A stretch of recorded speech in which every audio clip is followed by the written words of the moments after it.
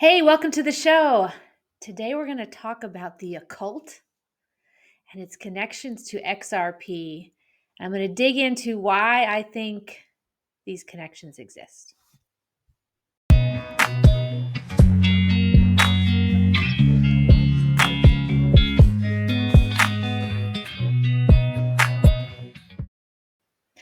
Hello. All right, today we're going to talk about something that's a little bit different than my sort of normal lessons on economics and geopolitics type of things. We're going to talk about something a little more curious. And this might be one of those topics that upsets some people.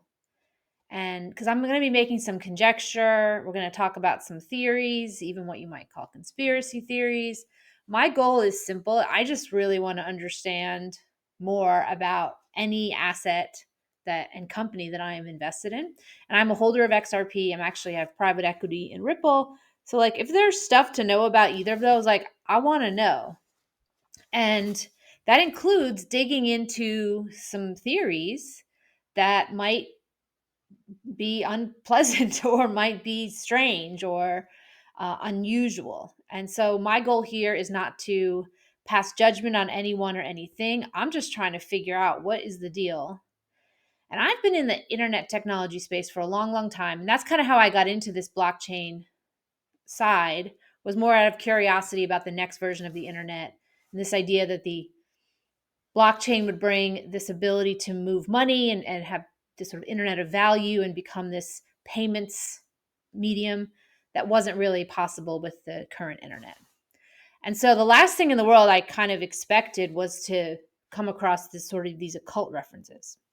But they're not as strange as I might have thought if I hadn't also in 2020 kind of dug deep into a lot of things about the financial system and the history of some of the families that own banks and some other sort of dark and bizarre theories that we can't really get into too deeply on YouTube because I don't particularly want to get kicked off there. These are some of these things where you can get deplatformed for digging into some of these topics. So we're not going to go deep into them. I'm just going to try to answer the question of all the digital assets that are out there, you know, many of whom have utility, many of whom have big followings.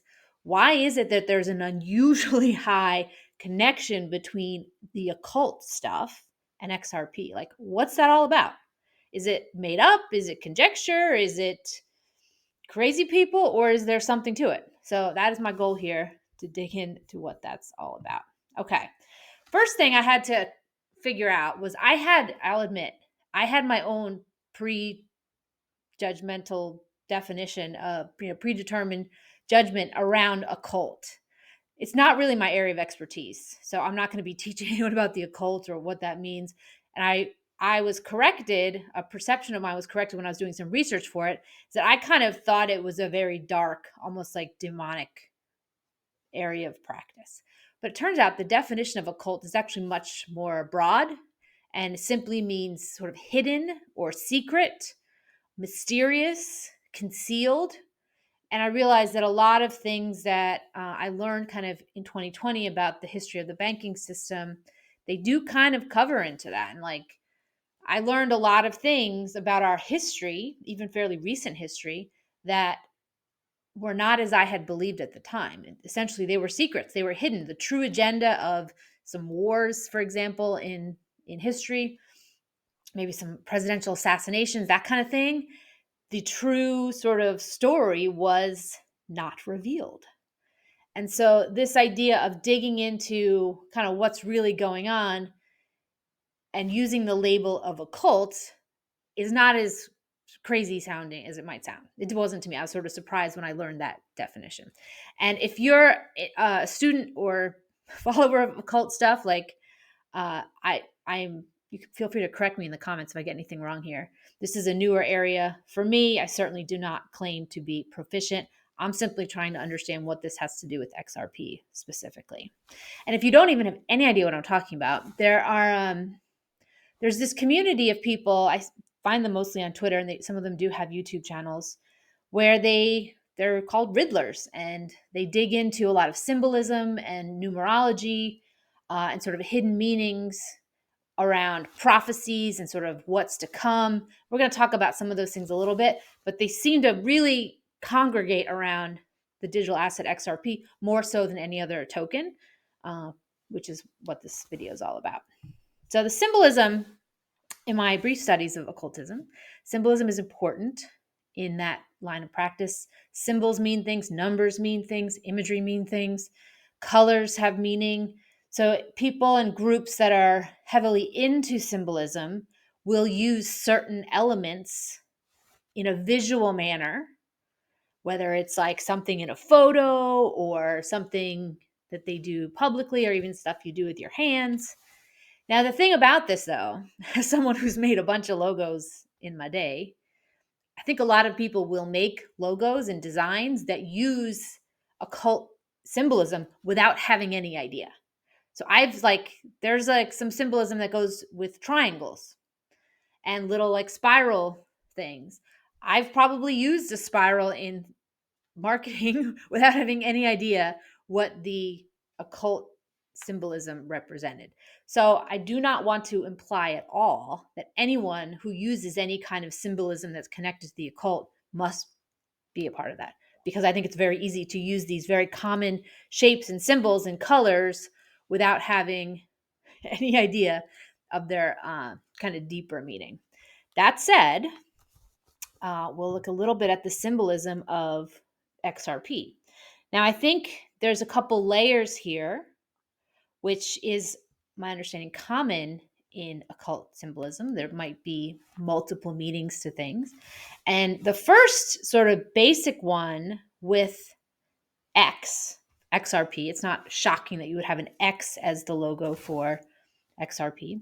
And this logo, my understanding, was created later in 2018. You can't probably tell in this screenshot, but this is when the announcement was made, and XRP, the token, was minted, I think, around 2012. So it's a good 6 years. There was no logo. And I got the impression that the Ripple team created this new logo to differentiate from Ripple, the company, because it was creating some confusion. Because my first question was, if XRP is this decentralized network, like, who made the logo if there's no CEO of XRP? Kind of like Bitcoin. I don't know who made the B. Anyway, neither here nor there. So the X is logical in that it fits. There's also something interesting with X as a currency label, and that in Forex, if you've ever studied any basic understanding that each nation that issues a sovereign currency has a 3-letter code that denotes their currency, and usually the first 2 letters are like the country code, and the third letter is the name of the currency. So, for example, USD, United States dollar, CAD, Canadian dollar, GBP, Great Britain pound. And that is sort of the way to keep all the Forex stuff limited to 3 letters, and you can kind of figure out and understand what they mean. So let's just say, for argument's sake, that XRP is a currency.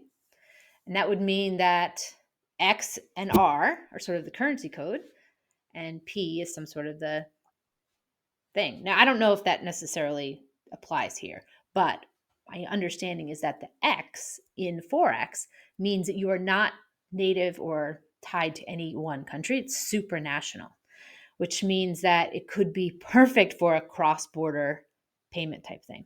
And if you studied anything about XRP, you know that that is sort of the primary use case that Ripple has designed a product for, is to send money across borders. So it would make a lot of sense that it would not be a specific nation's thing.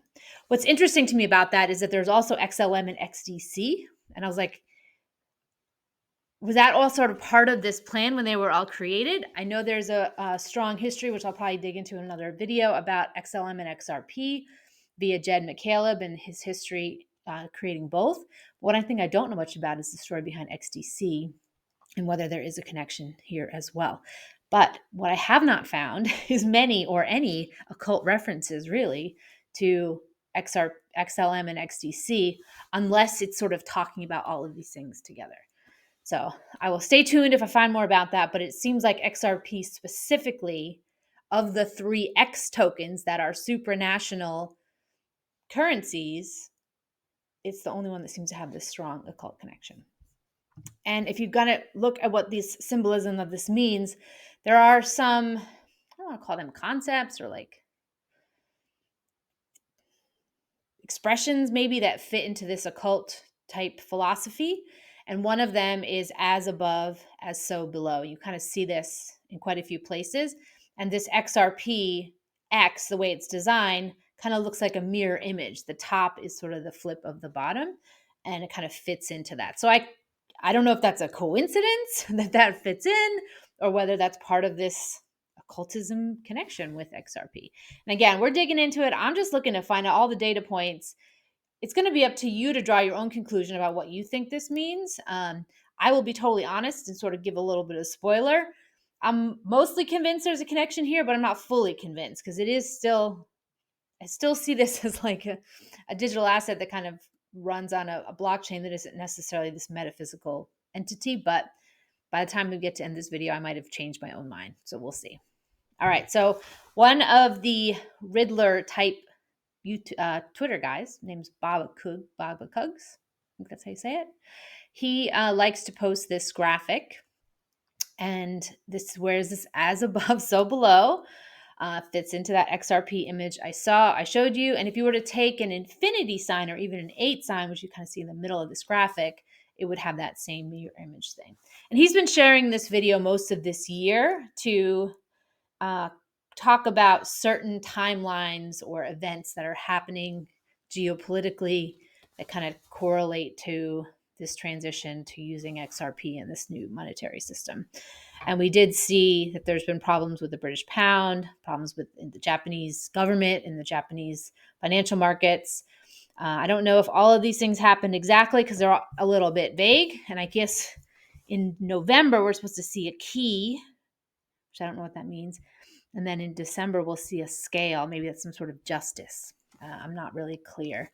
But then it goes on. And also there is a theory with this, by the way, that's like using some different calendar that I don't know the correlation between the calendar that we all use. But anyway, this is kind of connecting this occult stuff with XRP. And that is just another connection. Okay. All right. Here's another weird thing. So if you dig into the history of the banking system and central banks and go back several hundred years, you will know there is a couple of well-known families that have a history of owning banks, being very wealthy and influential. They own other businesses now. And this is just sort of one of the funnier accounts on Twitter, the account of Nathaniel J.C. Rothschild talking about Ripple stuff, and how this was sort of an interesting tweet in that it talks about Ripple issuing stablecoins where XRP is the backing for it, sort of a collateral, I guess, of sense. If you watch my other video about pegs and backing, but this is where you would have this XRP would be the asset that's used to give value to a stablecoin. And this would let banks put millions of dollars of value or millions of whatever currency of value into XRP and use it to settle for cross-border payments. And then you would have this liquid asset in a stablecoin. So this is a logical sort of theory around what the use case would be. He might know more than me. I'm not really so sure he's an actual Rothschild. Let's look into this guy for a second. All right. So he goes by Jacob Rothschild. So if you look him up on Wikipedia or the internet, his, it said Nathaniel Rothschild, but he goes by Jacob. The guy's 86 years old. Now, I'm not trying to be ageist or anything, but I don't know a whole lot of like 86-year-old uber wealthy elites who are on Twitter. So that was just my first surprise. Like, At first I thought like, oh, maybe, well, let me look him up. Maybe he's one of the younger Rothschilds who, uses social media. But the dude's 86 years old. Now, if he's on Twitter tweeting, all right then. And what's interesting about this guy, and I have heard this elsewhere, so this wasn't news to me, that there was a rift within this family. There was sort of the French faction and the British faction, and they kind of split and did their own thing. And he is the British faction. And he went on to start some other investment businesses, specifically RIT Capital, which we will hear about again in a second. So he is a actual Rothschild. Now, whether this Twitter account is for this guy, I don't think so, but I could be wrong. He better watch out because Elon Musk is kicking off people who are impersonating other people. But I don't know if the real one is going to come and make us think about it. Because here is this guy, Jacob Rothschild. He had been the leader, owner, or whatever, of RIT Capital, and he stepped down several years ago. I think this was from 2019. He looks a lot like his cousin, I think his cousin or brother, who just passed away. They have a very distinct look, these Rothschild men. And he had been leading it for 30 years. It's quite a chunk of time. Interestingly, I knew this RIT Capital was in my mind because yesterday I had posted something about it on my YouTube account that they were founders in FTX. So they were part of this Aspen Digital. Oh, and this may be not the right link, but yes, money went to FTX from RIT Capital. So there was connection there. Now, a lot of people had invested in Aspen and Alameda and FTX, and this video isn't about that, but there's just an interesting connection that there's this sort of financial elites who have been funding crypto ventures, even though they might publicly say crypto's a scam, crypto's or whatever, they still have put money into it. But we'll come back to this another time. Now, this is where I kind of started to really question if this was 86-year-old Jacob Rothschild. He has like tweets with swear words in it and very sort of colloquial language. Doesn't strike me as like a 86-year-old British banker guy. And he also has sort of a tweet where he's kind of making fun of Elon Musk, asking, do you really believe that Elon Musk is a genie, a good man, a super talent? He's just a puppet misused by the elite. Keep your eyes and mind open. Turn off the media. It doesn't really seem like something that a real Rothschild would write, being that they are like part of that crowd. So I think this is a likely impersonator account, but it still was interesting to start to see the connections between this older school banking family that has connections or believed to have connections to occult type things here being connected to Ripple and XRP. So just one of these data points. Okay. Another thing that I found in my research that I found to be very interesting was when you talk about the SEC Ripple case, one thing that comes up immediately, because it's sort of the core of that case, is whether or not XRP is a security. And when you're thinking in that context, the word security has a really specific meaning, essentially like a stock, like an investment vehicle. But someone brought up this really good point that this occult world is very into double meanings. And what if XRP is actually security, but in a different context about something that literally keeps you safe? People who are really passionate about XRP and believer in this sort of occult side and something called the QFS and Nasara, they kind of believe that, and I want to believe it, I'm working on it, that XRP will be like your financial freedom and your financial security for generations to come. And I realize that there is this double meaning. We talk about it. Sometimes people are like, no, XRP is not a security in the definition according to the SEC. But yes, XRP is security in a very different meaning it'll protect you financially from all the things that money can protect you from. So I did find that to be a kind of ironic connection, kind of funny connection. It wasn't mine. I found this in my research. All right. So this might be hard for you to read, but it is talking about the collapse of the petrodollar, which I have several other videos that kind of relate to this. Essentially, the petrodollar is the relationship that the United States has with Saudi Arabia and other OPEC nations to only sell oil in dollars. And that has helped kept the value of the dollar very high and kept the value of, I'm sorry. I am looking for this screenshot so that I can read it to you. I don't want to paraphrase it poorly. Let me see if I can find it. Okay. Yes, this is about Project Sandman. Project Sandman describes a 100-year plus nation agreement, which is kind of a global agreement for the most part. When triggered, we'll see those nations simultaneously dump the dollar, abandon the petrodollar status that has allowed the USA to enjoy 50 years of fiat currency counterfeiting, material abundance at the expense of everyone else. When this decision is triggered, the dollar and all dollar-denominated assets will plunge to near zero literally overnight. This means all dollar-denominated bank accounts, bonds, pension funds, treasuries, and all other investment vehicles will essentially be worth zero for the simple reason that all banks and markets will freeze operations. This is James Rickards' ICE 9 scenario, which I have talked about in other videos. I'm not saying it's true or not. I just report that Jim Rickards has explained the idea of bail-ins and how that would work in his scenario if we had a major financial market crash. There would not be bailouts anymore per the Dodd-Frank Act. Okay, back to the article. Any funds you have in the stock market will be stuck in those markets, and the entire infrastructure of banking and finance would suffer a catastrophic liquidity crisis that will freeze nearly all financial transactions. Saudi Arabia is already moving in the direction of triggering this. Project Sandman, it's called, which was named after the sand in the Middle East, by the way. The countdown clock on the dollar is kicking. Now, what I found interesting about that was I have done quite a bit of research into the BRICS nations, their plans to issue a new reserve currency that would be backed by assets like gold and oil. And I did find this interesting that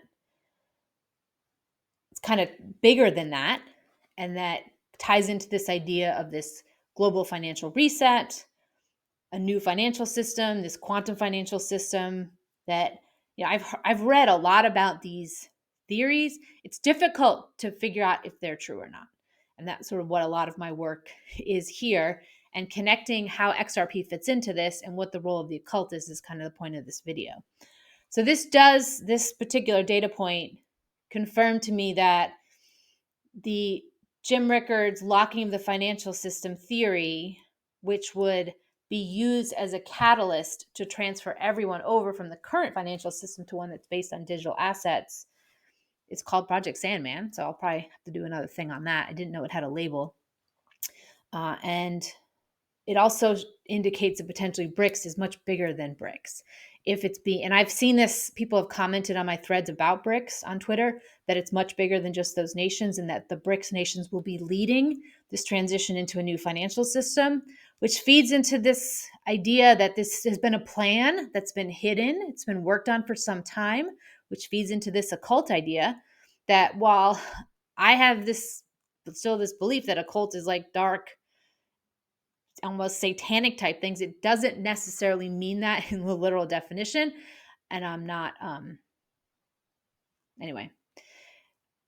So based on that definition, this idea of this new financial system being implemented behind the scenes and sort of hidden fits into that occult label. Okay. A couple years ago, I guess in 2020, and I have the link here if you want to look up the article, there was an Georgina, I'm going to butcher her last name, the woman from the IMF who has spoken quite a few times publicly about currencies and central bank digital currencies and other things. There was an article where she was quoted, and someone else actually kind of really succinctly summarized that the dollar's days as the sole world reserve currency are numbered. Actually, I'll just read it to you so I don't paraphrase it poorly. All right, two major problems in the world's financial system have to be addressed. Number one, the demise of the US dollar as a world reserve currency. And number two, the almost uncontrollable growth in debt and in central banks' balance sheets. For all of these issues, central banks have only been buying time since the start of the crisis in 2007. But given how sensitive this issue is, nothing can be said in public. Any official comments about a new Plan B will crash financial markets, quote, Plan A, immediately. Central planners know the only way to do a reset is to do it in total secrecy. So this again feeds into this thesis that like this whole big thing is being planned, and it's being done secretly. And this was, I wouldn't call this a mainstream article, but it was on Bitcoin.com, which is hardly like a, secret David Icke type thing. And it references the IMF, which is a pretty mainstream, banking institution. So it was interesting that sometimes when you look, a lot of these things are not as hidden as you might think. I don't expect the mainstream media to cover any of these things until they are told by their powers to do that. All right. Then there's another interesting angle on this, which is what does occult include space travel and aliens? This is interesting to me. I have a couple of areas of just interests that I'll always read about if I come across. One is Antarctica, which we'll talk about in a second. And two is this idea that I only learned about in the last couple months, that XRP and some of these other tokens like Stellar are intergalactic currencies. And recently, with this stuff with PayPal and Elon Musk buying Twitter, this came up about PayPal and this galactic currency. And you might, at first glance, just think, well, that's just a marketing label. Like, if I'm a marketer and I want to make my thing sound like it's the best thing, I kind of give it a dramatic label. Let's call it a galactic currency. But it kind of brought up the question about whether or not that's being meant literally. And so I did come across some tweets. Again, these are just tweets. They're not facts by any means, but we're starting to see kind of these data points map up where Stellar, which is a cosmic sounding label, and the Stellar logo looks a little bit like a planet. So I'll just read some of these tweets and let you make your own judgment. All right, bombshell. Stellar, as its name suggests, will be used as remittance in the space economy. Stellar lumens is Latin for starlight. Its symbol is of Saturn. It aims to join XRP in serving as a current country agnostic, galactic, offline currency for space economy, space tourism. Now, when I read this out loud, I'm like, well, there isn't a lot of space tourism. Who are we going to interact, like who am I going to pay that lives on another planet? Do we have contact with other planets to the point where we're discussing like trade? This doesn't bother me as much as just introduces 10,000 questions that I have about whether or not we're being told anything truthful about the space program. I've heard there's a secret space program. I don't know if we were ever told the truth about the moon landing. I guys have lots of questions here.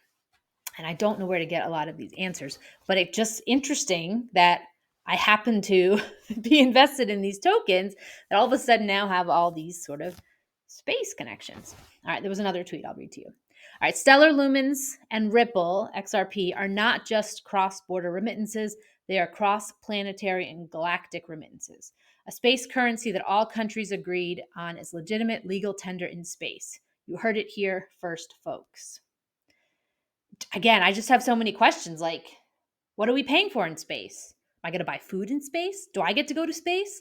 Are there actually spaceships where you can go? Can you breathe on other planets? I mean, I'm not going to annoy you with the 10,000 questions that I have, but I find this fascinating. And I've done a couple interviews with Mel Carmine, and he believes a lot of this stuff. And last time I talked to him, I think it was actually after our interview ended, I asked him, like, do you think we're going to have this kind of space travel in our lifetime? And he was like, absolutely. I have no doubt about that. So I am working to open my mind to this possibility because, saying this out loud still seems a little bit crazy because it's not something that I have any firsthand knowledge of or certainly haven't witnessed with my own eyes. But that does not mean that it's not possible. And this again ties into this occult idea that all these things that are potentially hidden from us that might be going on that we're just unaware of.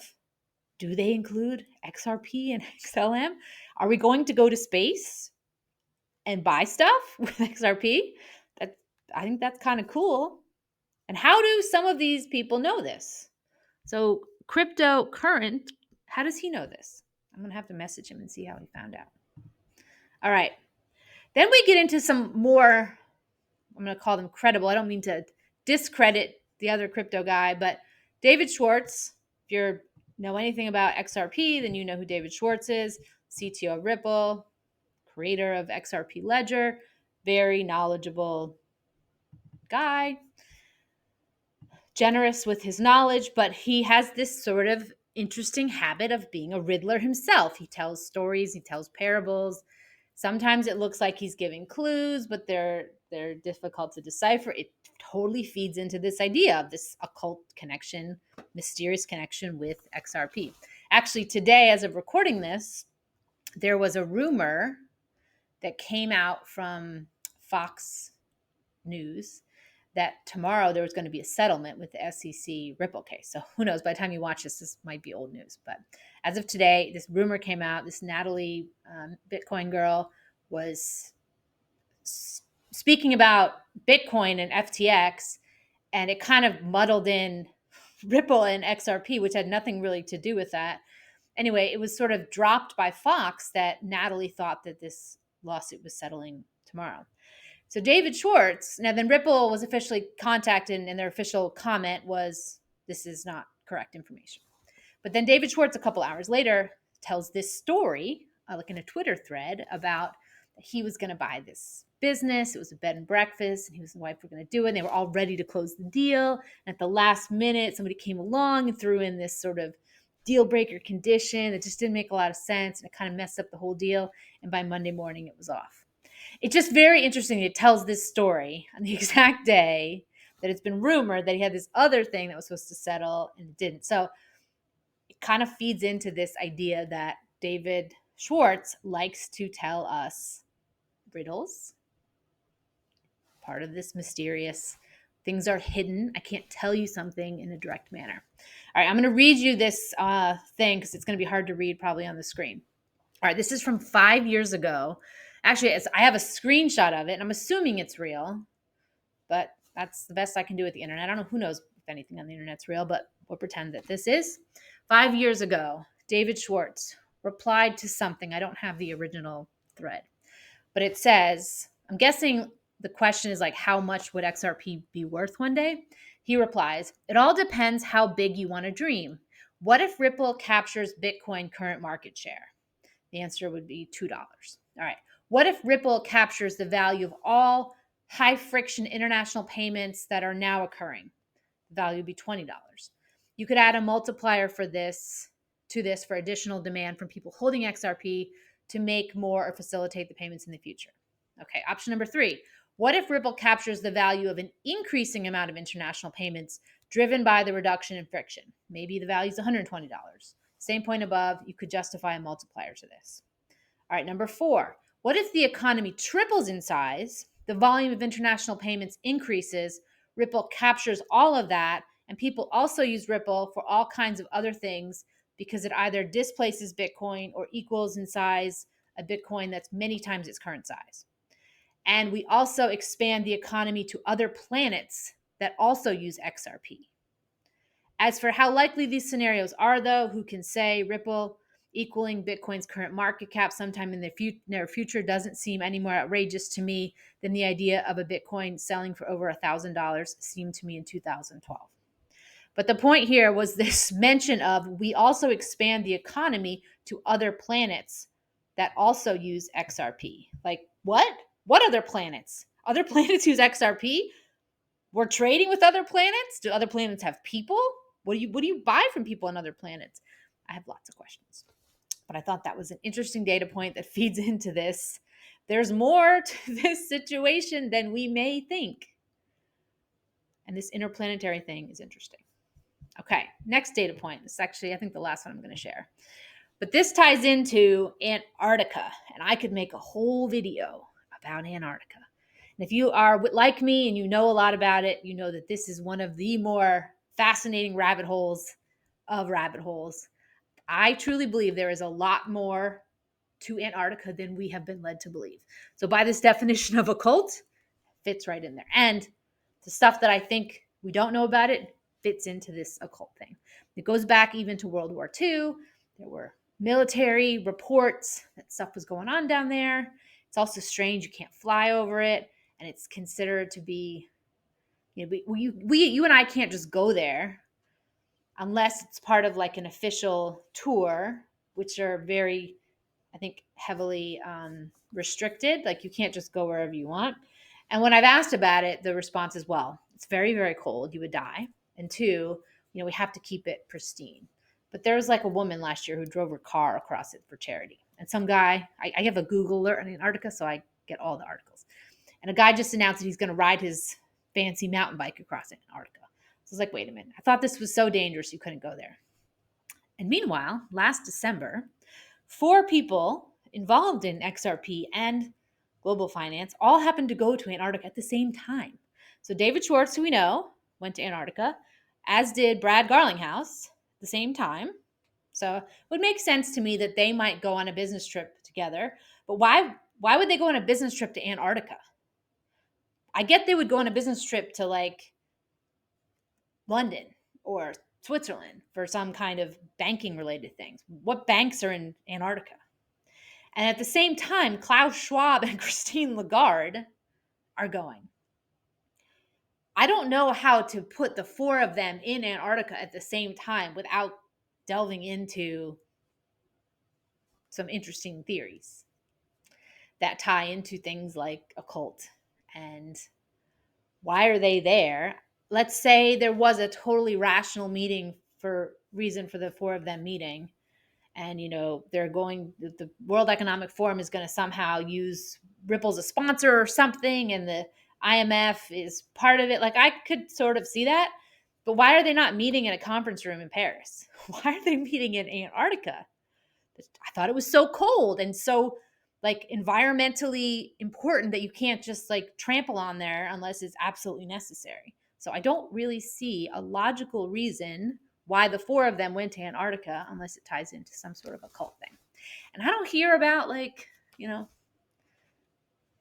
Solana people or Avalanche developers going to Antarctica for meetings with Klaus Schwab and the IMF. So there is something special and unique about XRP specifically, ties into the occult.